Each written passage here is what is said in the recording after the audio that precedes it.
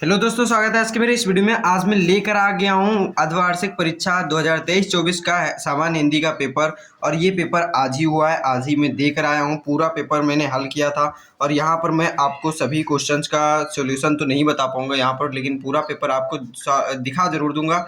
और इसका full solution के लिए मैं अगला वीडियो बनाऊंगा। जब मेरा पेपर पूरा फाइनल हो जाएगा तब इसका फुल सॉल्यूशन का वीडियो मैं अपलोड कर दूंगा।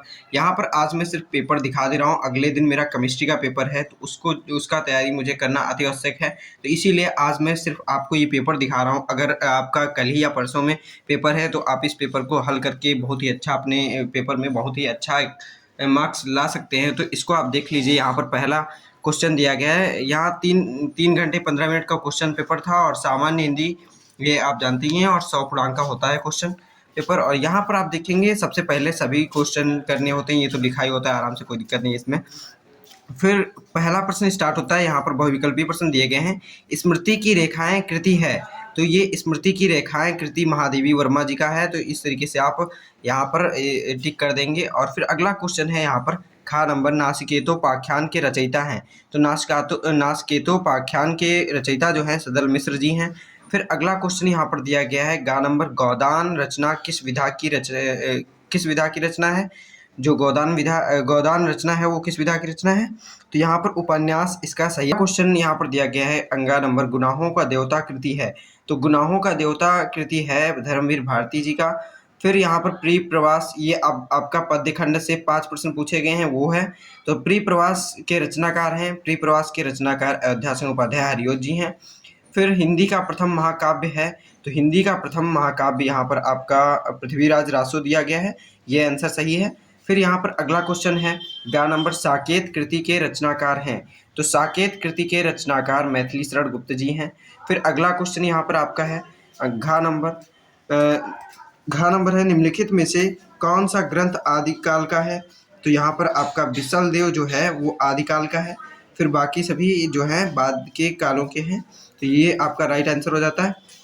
फिर आपका अगला क्वेश्चन है रीतिबद्ध काव्यधारा के कवि हैं। तो केशवदास इसका सही आंसर है। और इससे पहले भी मैंने एक क्वेश्चन पेपर सॉल्व कराया था, उसको अगर आप देखें तो ठीक है, नहीं देखे हैं तो आप उसको देख लीजिएगा। आप उसमें देखेंगे कि जितना इस वाले पेपर में क्वेश्चन है उससे अधिकतर मिलते जुलते उस वाले पेपर में क्वेश्चन थे। तो वो वाला जो भी पेपर किया था उसके लिए ये बहुत ही पेपर फायदेमंद हुआ कि उसी तरीके से आते हैं। इसलिए आप ज़रूर पेपर ये पुराने वाले देख के जाया करिए, जिससे आपको बहुत ही फ़ायदा होगा।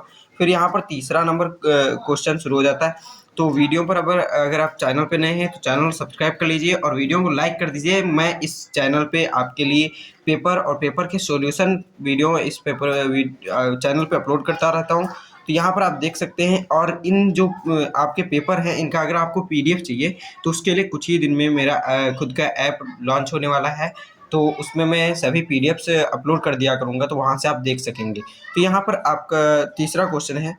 तो यहाँ पर इसमें गद्य खंड से को ये दे दिया गया है आपका एक गद्यांश, और उसमें से आपको 5 प्रश्न पूछे जाते हैं, वहाँ से आप कर सकते हैं। तो जैसे यहाँ पर लिखा है माता पृथ्वी को प्रणाम, माता पृथ्वी को प्रणाम। तो ये आप जान जाएंगे कि वासुदेव शरण अग्रवाल जी का द्वारा रचित यहाँ पर राष्ट्र का स्वरूप नामक पाठ से लिया गया है। फिर यहाँ आप देखेंगे अगला क्वेश्चन दिया गया है इस तरीके से। यहाँ पर आप देख लीजिए ये पूरा गद्यांश इस तरीके से दिया गया है और इसके 5 प्रश्न यहाँ पर पूछे गए हैं। फिर इसके अथवा में भी एक क्वेश्चन दिया रहता है, वो नहीं आता आपको तो ये कर सकते हैं। तो इस तरीके से पूरा मॉडल पेपर पे ये पेपर बनाया गया है। और ये बहुत ही इंपॉर्टेंट पेपर इसलिए हो जाता है क्योंकि ये आपके बोर्ड की दृष्टि से पेपर बनाया गया है। तो यहाँ पर आप देख लीजिए दूसरा वाला ये दिया गया है। और फिर इसके बाद यहाँ पर आपको चौथा क्वेश्चन है जो पद्य खंड से है, यानी कि आपके काव्य से लिया गया है। और इसमें भी अथवा करके 2 क्वेश्चन दिए रहते हैं और ये सभी क्वेश्चंस बहुत ही इंपॉर्टेंट हैं। तो इस तरीके से आप देख लीजिए ये पद्य खंड का है। फिर यहाँ पर अगला क्वेश्चन आपका इसी तरीके से दे दिया गया है। तो इसमें दिखेंगे जो पद्य खंड है उसमें भी 5 प्रश्न पूछे गए हैं। फिर अगला इसी तरीके से पद्य खंड दे दिया गया है और उसमें भी आपका 5 प्रश्न पूछे जाते हैं। आपको एक पहला वाला करिए या फिर बाद वाला करिए, तो इस तरीके से आप कर सकते हैं। फिर यहाँ पर आपका 5वां प्रश्न इसी तरीके से दिया गया है। निम्नलिखित लेखकों में से किसी एक लेखक का साहित्यिक परिचय और उनकी कृतियाँ लिखना था। तो यहाँ पर 4 लेखक का नाम दिया गया है, इनमें से किसी एक का साहित्यिक परिचय और जीवन मतलब कि साहित्यिक परिचय देना था। फिर आपका यहाँ पर 5वें का खा नंबर क्वेश्चन दिया गया, निम्नलिखित का कवियों में से किसी एक कवि का जीवन परिचय देते हुए उनकी कृतियाँ लिखना था। तो ये आप देख लीजिए, इनके जीवन परिचय, किसी एक लेखक का जीवन परिचय और कवि का जीवन परिचय और उनकी साहित्यिक परिचय या फिर कृतियाँ लिखना था। फिर यहाँ पर आप देखेंगे छठवां क्वेश्चन, कहानी के तत्व के आधार पर पंचलाइट कहानी की समीक्षा करना था। तो इसमें समीक्षा करना था, तो इस तरीके से आप देख लीजिएगा। फिर यहाँ पर सातवां क्वेश्चन है रसीम रथी खंड काव्य के, ये देखिए वाराणसी जिले का पेपर है, डीएवी इंटर कॉलेज का, इसलिए यहाँ पर रसीम रथी खंड काव्य के प्रमुख पात्र का चरित्र की विशेषता पूछी गई हैं और ये आपका खंड काव्य आपके जिले के अनुसार अलग अलग आता है। तो ये वाराणसी का होने के अनुसार यहाँ पर रसीम रथी का दिया गया है, तो आप इस तरीके से देख लीजिए। फिर यहाँ पर आपका खंड खा स्टार्ट हो जाता है 50 नंबर का, है ना मतलब।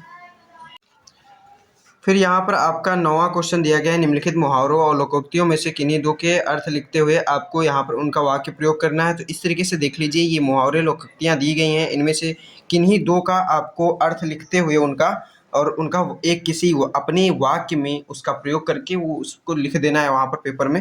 फिर यहाँ पर आपका 10वां क्वेश्चन है। 10वां क्वेश्चन में क्या कह रहा है, निम्नलिखित शब्दों में से किन्हीं 3 शब्दों का संधि विच्छेद करते हुए नाम बताइए। तो यहाँ पर किन्हीं 3 का करना है और हर एक के 2-2 नंबर मिलेंगे आपको यहाँ पर। किन्हीं 3 का उसका संधि विच्छेद करके उसका संधि का नाम लिखना है यहाँ पर।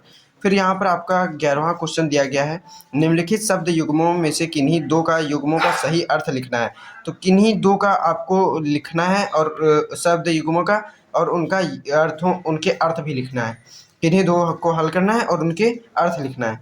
फिर यहाँ पर आपका दूसरा 11वें के ख नंबर क्वेश्चन है, निम्नलिखित शब्दों में से किसी एक के अर्थ लिखना है। तो किसी एक का अर्थ लिखना है, 2 अर्थ, किसी एक के 2 अर्थ लिखने हैं।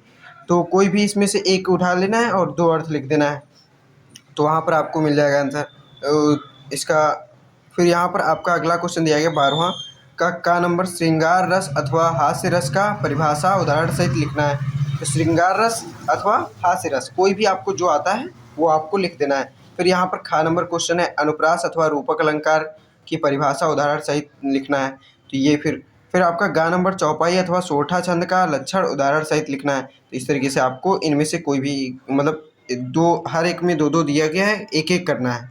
तो इस तरीके से आपको कर देना है, 2-2 नंबर मिल जाएंगे इनमें। फिर यहाँ पर आपको अगला दिया है, एक पत्र लिखना होता है। यहाँ पर दैनिक हिंदुस्तान के संवाददाता के पद के लिए आवेदन पत्र इसमें लिखना है। फिर यहाँ पर 14वां है, निम्नलिखित में से किसी एक विषय पर अपनी भाषा शैली में निबंध लिखना है। यहाँ पर ये आपको दे दिए गए हैं, तीन आपको यहाँ पर विषय दे दिए गए हैं, इन पे से किसी भी एक पर आपको यहाँ पर निबंध लिख देना है।